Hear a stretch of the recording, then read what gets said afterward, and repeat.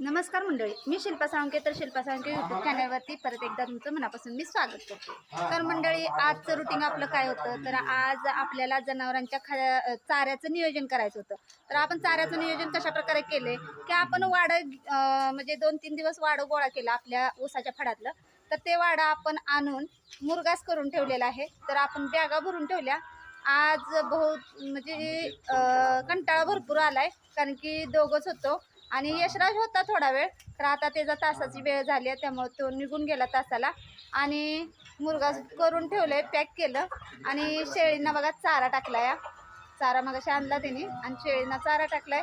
तर जनावरांना आता वैरण वगैरे घालायचे. आता 3-4 वाजाय आले.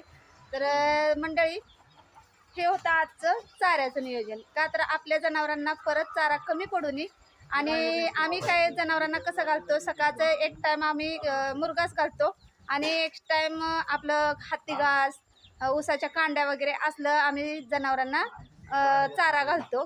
तर चला, धन्यवाद.